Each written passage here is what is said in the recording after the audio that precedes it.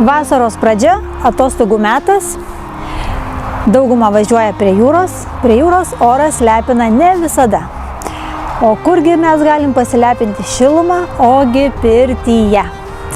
Tai susipažinsime šiandien su Pajūrio krašto pirtininkais, kurie parodys, ką moka, ką gali, kaip tą pirtį puoselėja ir pasirodo, jų ten yra tikrai ne vienas ir ne du, o žymiai daugiau.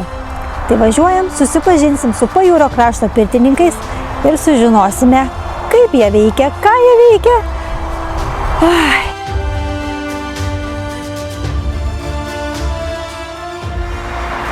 Štai jie, Medelyno pirtis. Važiavom pačia Klaipėda miestu, užsukom ir galvoju, kur čia bus. Kažkaip nelabai panašu į kokį užmiestį. Mintis buvo, kad Klaipėdos užmiestyje. Radom adresą, sustojom, galvoju, čia turbūt pirtis, iš pirties išeini, čia turbūt persirengto, ten priepirtis, arba kažkaip tai taip. Nu, galvoju, kažkaip bus. Einam pažiūrėti, kur čia kaip ir kas įrengta ir ar tikrai čia tik tai va toks vagonėlis padarytas. Atidarom duris, čia balta, gražu, persirengimai moteriams, persirengimai vyrams. Pradžia puikiai. Einam toliau. Štai ir prie pirtukas. O čia matosi visiška oazė. Gamta, gėlynas, baseinas, baseiniukas, džakuzi, porą masažinių stalų su vantelėm paruoštų. Ir eime susipažinsim su pirtininkais. Štai čia yra turbūt didžioji dalis Pajūrio krašto pirtininkų. Taip? Mažoji dalis? Nieko sau. Ir šitie žmonės renkasi kas antrą trečiadienį, kiek girdėjau, taip. Vieni kitus lepina, vieni iš kitų turbūt kažko pasimokina, pasipraktikuoja. Dauguma iš šitų pirtininkų dar turi ir savo pirteles arba pirtina kitose pirtelėse.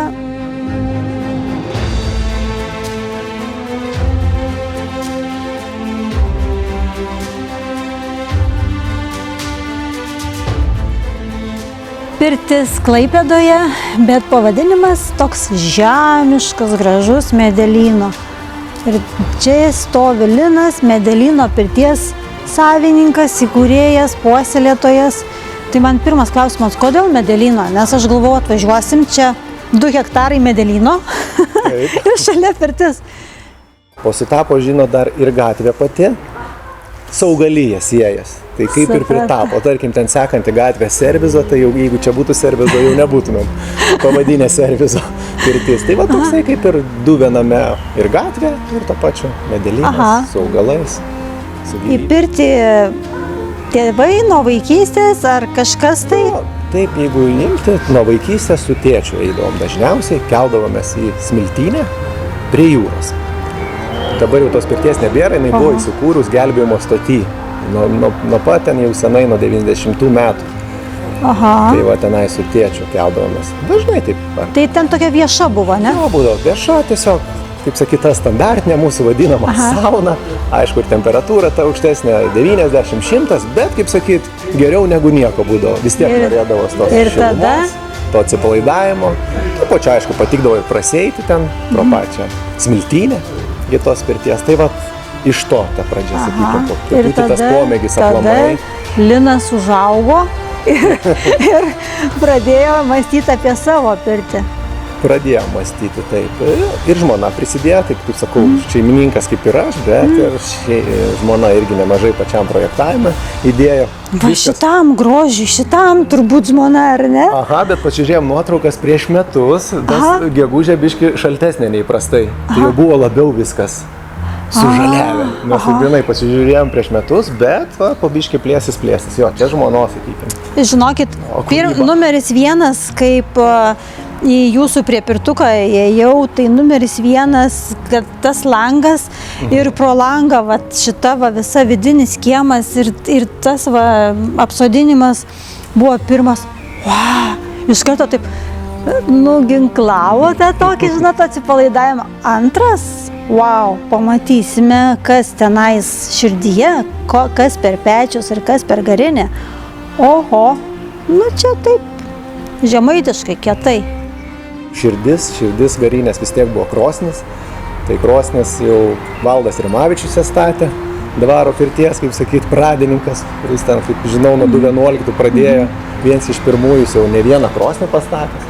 Tai va, žodžiu, Valdo čia nais krosnis. Ten, kur Valdo vardas nuskamba, tai jau pirtininkai žino, kad jeigu Valdo krosnis, tai garas bus, nu, kaip sako, iš šventovės su batais neinam.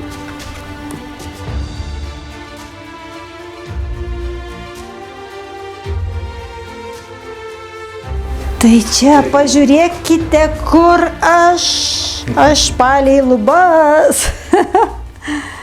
Ir galima dar lipti, ir dar lipti, ir dar lipti, ir atsisėsti. O va, kaip mielai, kiek čia žmonių telpa? Sakykime, jeigu taip tokį grupinį daryti patogiai, kad nebūtum susispaudę, kad, sakykime, ir būtų galima juos paguldyti, aš taip 12, sakykime, tokį laikau. Taip, yra buvę ir 14, čia galime ir 16, jeigu dar čia, jeigu taip grinai sėdėti. Bet jeigu, sakykime, daugiau tų variacijų, yra tam tikri užėjimai, norisi ir atsigulti, ir pėdas pakelti ant sienos, tai aš taip, kad, sakykime, visiems būtų pakankamai patogu, ir nebūtų susispaudę žmonės.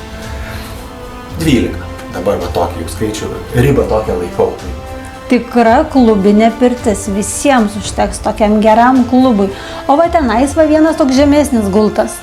Tai ten tiem, kas labai bijo karščio ir sako, aš į pirtį tai neįsiu, nemėgstu ten, čia dėl tokių specialiai. Taip, arba jo, kas mažiau karščio, galime ten gana individualiai užsiimti, sakykime, ir šiaip patogi vieta, kai vedam grupinę pirtį, ten vat ir susidėti, bantom ir taip toliau. Toksai gaunas kaip ir to pačiu, kaip ir stalas pirties. Bet taip, ten yra ir langelis, jau kas nori labiau to komforto, jau nori pakvepuoti, tai va tenais labai gera vieta. Linai, o dabar 12 žmonių, nu vis tiek vienas pirtininkas, tai nepašildo tiek.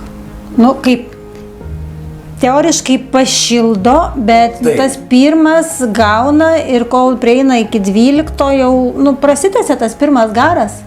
Taip, kaip darot? Sakykime, tai būna visai. Būna, jeigu aš kaip pats vedu, būna ir vienas, būna ir dviese. Tai vėl čia sakau, kaip sakyt, tas man labiau antras pirtininkas, kaip sakau, labiau dovanų, kai būna klientai, kaip sakyt, lankytojai, jie kažko ir nesitikė, tai jeigu jau pamato tą antrą, tai, kaip sakyt, čia kaip dovana.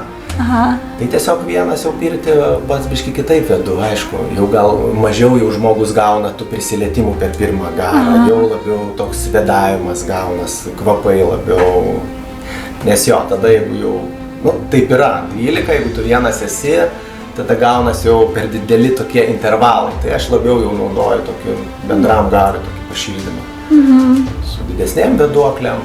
Taip, būna praeinu, bet labai neužsižaidžiu. Taip norisi, atrodo, prie to žmogaus būti, bet kai žinai, kad dar 11 laukia, tu negali per daug negali. Taip jau yra. Laikas bėga, tai sakykime, vis tiek tas užėjimas 20-25 minutės, tai vidurkis eina, tai jisai pakankamai greit prabėga. Su pravedimais visais. Jis labai greitai prabėga, jis net, kaip aš pastebėjau, kad net kai būna ir 6, ir 7, ir 8 žmonės, atrodo, dar biški čia, nu dar oro ten įleidi, biški garo, dar biški čia. Man sako, tu ilgai ten buvai, sakau, nu kad neilgai. Ir jau pastebi ne iš vieno pirtininko, kad, nu tas laikas pranyksta. Bet būna daromas tokia kaip pavadinimas, nu tokia kaip vipinė. Tai nėra ta visai individuali, sakykime, 2 pirtininkai ir 6. Kaip moterim darėm, bet mes esam dviese.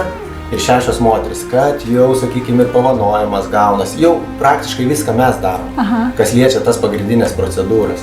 Ir kūno šveitimas, ir vanojimas, ir medumi masažavimas. Tai va tuom ir skiriasi nuo tos grupinės 12 žmonių. Tai čia labai daug ką galima?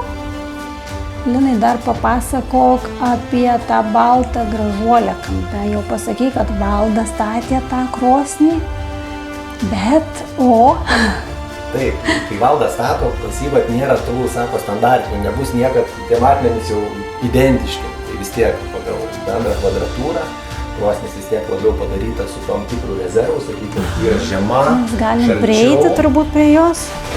Tai šiek tiek yra, sakykime, su rezervu padaryta. Į didesnę pusę.